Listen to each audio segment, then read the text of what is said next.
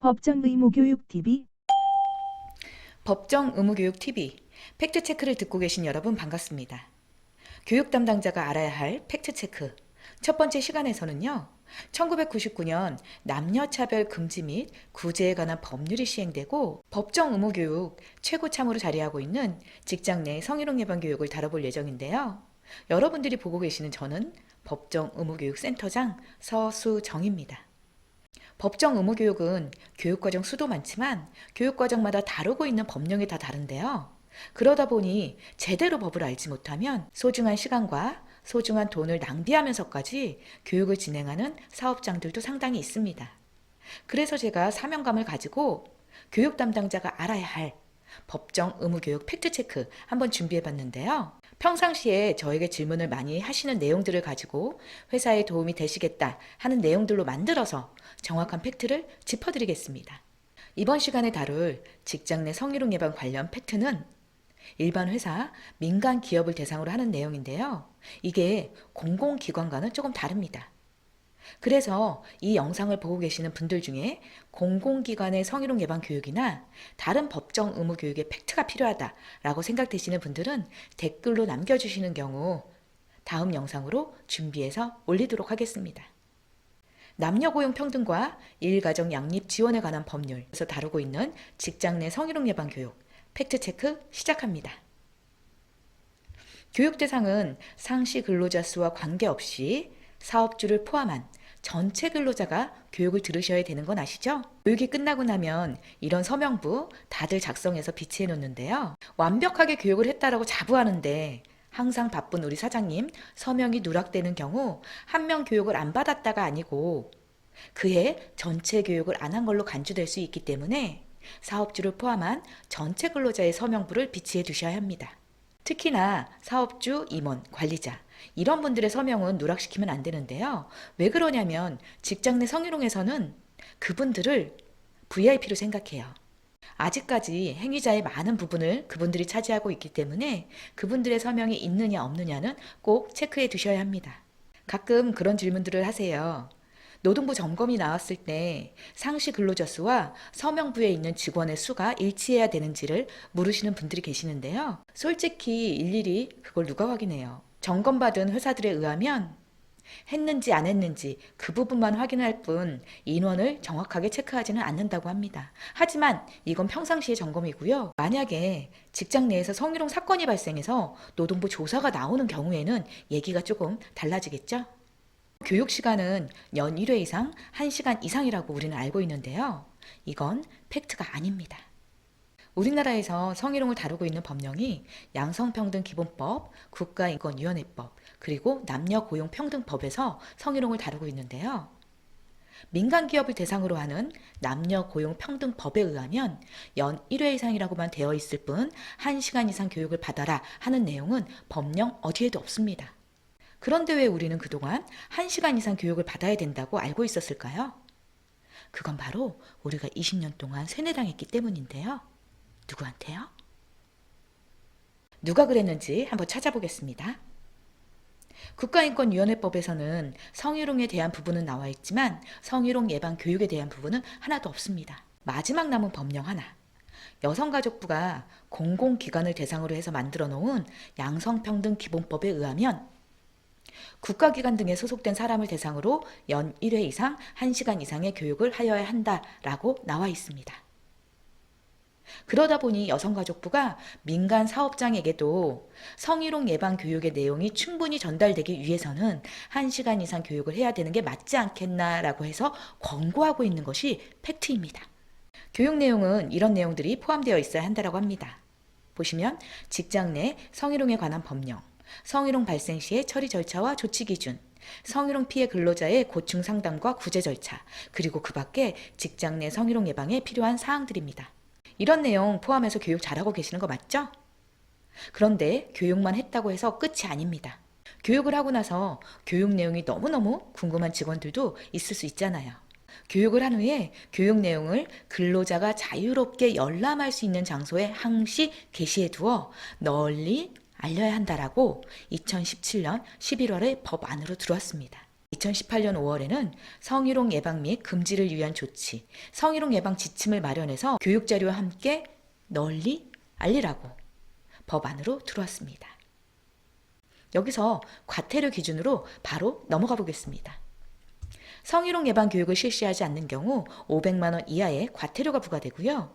방금 전에 말씀드렸던 교육 자료를 게시하지 않는 것 또한 500만 원 이하의 과태료가 부과됩니다. 마지막에 법안으로 들어왔던 성희롱 예방 지침을 게시하지 않는 것은 아직까지 과태료가 없습니다. 왜 없냐면 여기 4번에 보시면 직장 내 성희롱 행위자 징계 절차 및 징계 수준, 이 부분은요, 징계안을 마련하는 것은 근로자의 근로 환경이 악화되는 것이기 때문에 과반수 이상의 동의를 얻어야지만 징계 절차를 마련할 수 있습니다. 그러다 보니 여성가족부 고용노동부에서는 이 항목 성희롱 예방 지침을 강제할 수가 없는 것이에요.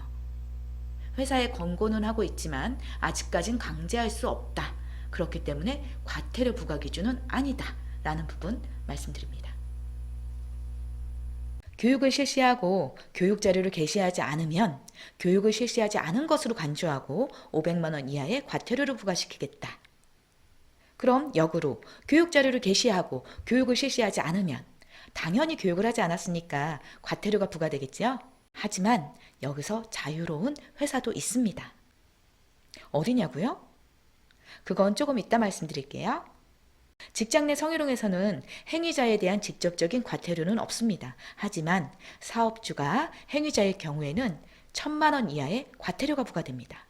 행위자한테는 직접적인 과태료가 없는데 왜 사업주가 행위자일 때는 과태료를 물릴까요? 그건 바로 직장 내 성희롱이나 괴롭힘이나 근로관계에 따른 사업주의 배려 의무가 있는데 그 배려 의무를 다해야 될 사람이 배려 의무를 다하지 않고 직접 행위를 했다? 그런 경우에 일반적인 과태료보다 2배 더 무거운 1,000만 원 이하의 과태료가 부과됩니다. 그럼 나머지 과태료 기준 볼게요. 성희롱 사건에선 대부분 500만 원 이하의 과태료가 부과되는데요. 보시면 성희롱 발생 사실을 조사하지 않거나 적절한 조치를 하지 않거나 비밀을 다른 사람에게 누설하거나 아니면 성적 요구 등에 불응한 것을 이유로 해고나 그 밖에 불이익한 조치를 하거나 이런 경우에 대부분 500만 원 이하의 과태료가 부과되는데요. 우리 직장 내 성희롱의 행위자가 직장 내에만 있는 건 아니잖아요. 법에 고객 등에 의한 성희롱 방지 부분도 있습니다.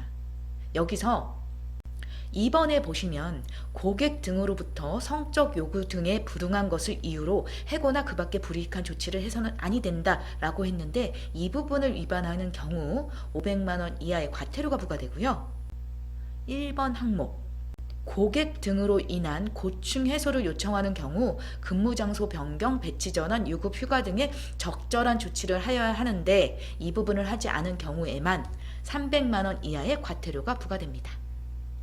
교육 방법은 사업의 규모나 특성 등을 고려해서 회사에서 편한 방법을 선택해서 진행하시면 되는데요. 직원 연수, 조회, 회의 등 전 직원이 모일 수 있는 상황이라면 회사 내의 직원이나 관리자가 자체적으로 교육을 실시할 수 있고요. 여의치 않은 회사라면 저 같은 외부 강사를 초빙해서 교육을 실시하는 회사들도 여러분들이 생각하는 것보다 상당히 많습니다. 이런 교육 방법을 대면 교육, 집체 교육이라고 하는데요. 여성가족부와 고용노동부가 좋아라 하는 교육과정이고요. 저 또한 좋아라 하는 교육과정입니다. 전 직원이 한꺼번에 모이기 어려운 경우라면 온라인으로 교육과정을 진행하는 회사들도 있는데요. 인터넷 등 정보통신망을 이용한 사이버 교육도 가능하기는 하지만 단순히 교육 자료를 홍보 게시하거나 전자우편을 보내거나 게시판에 공지하는 등 근로자가 교육 내용을 제대로 전달받았는지 확인하기 어려운 경우에는 교육과정을 실시하지 않은 것으로 간주한다 라고 했습니다. 다만 상시 10명 미만의 근로자를 고용하는 사업이거나 아직까지 이런 회사는 본 적이 없지만 사업주를 포함한 전체 근로자가 남성 혹은 여성으로만 이루어진 사업장이라면 방금 전에 말씀드린 교육 자료를 게시 홍보하거나 전자우편을 보내거나 게시판에 공지하는 약식으로 교육을 진행하는 것도 무방하다라고 법에 나와 있습니다.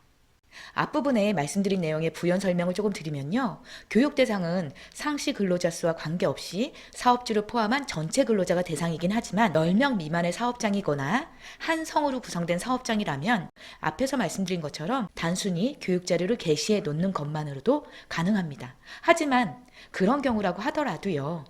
훈련 일지는 꼭 남겨두셔야 합니다. 언제 어떻게 교육을 진행하였다라는 내용과 함께 교육 자료를 같이 첨부해 놓는 것이 가장 완벽하다 할 것입니다. 서명부도 같이 해 놓으셔야 되고요.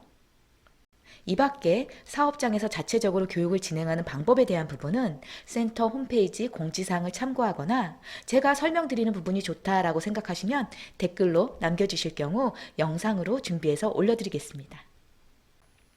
지금까지 직장 내 성희롱 예방 교육에 필요한 교육 대상 및 시간, 교육 내용, 교육 방법, 과태료, 팩트체크 한번 짚어봤고요. 제가 마지막으로 교육 담당자분들께 짚어드릴 팩트가 하나 더 있는데요. 그건 바로 강사 자격입니다. 가끔가다 어떤 강사를 초빙하면 되는지 저한테 물어보시는 담당자분들이 계신데요. 팩트부터 말씀드리면 성희롱을 다루고 있는 양성평등기본법, 국가인권위원회법, 남녀고용평등법에서는 강사의 자격을 제시하고 있지 않습니다. 어떤 강사를 불러야 되는지 자격이 제시되고 있진 않지만 성희롱 예방 교육을 교육기관에 위탁할 수 있다라는 내용은 있습니다. 그런데요. 아무 교육기관이나가 아니고요. 노동부에서 지정해준 성희롱 예방 교육기관이어야 합니다. 근데 이게 찾기가 쉽지는 않아요. 왜 그러냐면 교육기관 지정을 해줄 때 저희같이 강의하는 교육기관을 지정해 주는 게 아니라 노무법인이나 성평등 상담실과 같은 곳을 운영하는 곳만 교육기관으로 지정을 해주고 있습니다. 아무데나 해주고 있진 않지만 저희 법정의무교육센터가 아무데는 아니잖아요. 현재 저희 법정의무교육센터도 신청 중에 있고요. 나중에 신청이 완료되고 나면 다시 한번 자랑하러 오겠습니다.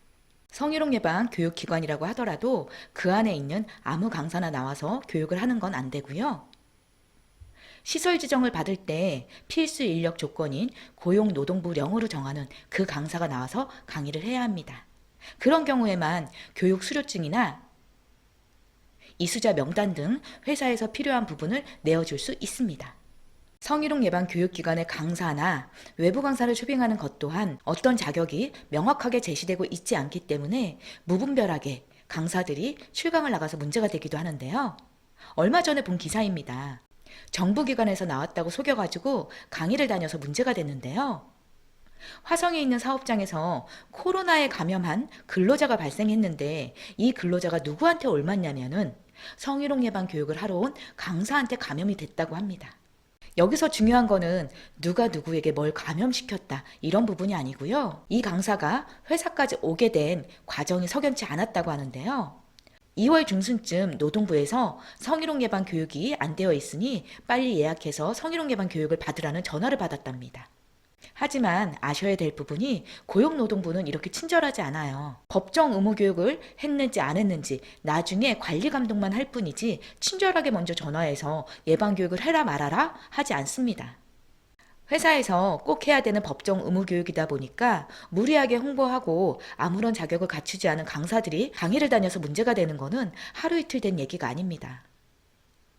벌써 성희롱 예방 교육이 20년이 넘게 진행되고 있지만 실질적으로 성희롱이 감소하지 않는 이유 중에 하나는 여태까지 해오던 성희롱 예방 교육에 대한 실효성이 없다라는 데 의견을 모으고 있는데요. 앞으로는 이런 부분을 법적으로 제재를 하고 성희롱 예방 교육의 실효성을 강화해보자는 취지에서 2019년 4월 남녀고용평등법에 대한 개정안이 발의되어 있는데요. 회사의 교육 담당자분들은 이런 내용을 미리 알아두시는 것도 좋을 것 같아 준비했는데요. 개정안으로 올라가 있는 내용 잠시 짚어드리겠습니다. 첫 번째, 성희롱 예방 교육을 실시하는 자는 성희롱 예방 교육 중에 그 교육과 직접적인 관련이 없는 행위로서 판촉, 홍보 등의 행위를 금지한다. 두 번째, 성희롱 예방 교육 내용은 물론이고 방법 및 횟수뿐만 아니라 강사의 자격 기준을 명시하자. 세 번째, 판촉, 홍보 등의 행위를 하는 교육기관에는 1천만 원 이하의 과태료를 부과하겠다. 그리고 마지막 네 번째, 강사 자격이 없는 자에게 교육을 의뢰한 사업주의 경우 그의 성희롱 예방 교육을 하지 않은 것으로 간주하고 500만 원 이하의 과태료를 부과시키겠다 하는 내용입니다. 제가 성희롱 예방 교육 강사 과정을 수강하면서 이 개정안이 통과될 것인지를 관련 부서에 질의했는데요. 당장에 강사 자격을 제한하는 것은 사실상 어렵다고 합니다. 하지만 지금도 꾸준한 모니터링을 통해서 판촉, 홍보 등의 행위를 하는 교육기관에는 과태료를 부과시키고 있다고 합니다. 그럼 현재까지는 강사의 자격이 없지만 앞으로 어느 정도까지 강사 자격이 강화될 것인가 하는 부분에 대한 팁 하나 드리고 마무리하도록 하겠습니다. 성희롱 예방 교육기관 지정을 받을 때 강사 자격이 두 가지가 있습니다. 첫 번째는 고용노동부 장관이 직접 실시하는 강사 양성 과정을 수료한 강사입니다. 여기에 해당하는 강사는 여성가족부 산하 한국양성평등교육진흥원을 수료한 강사를 말합니다.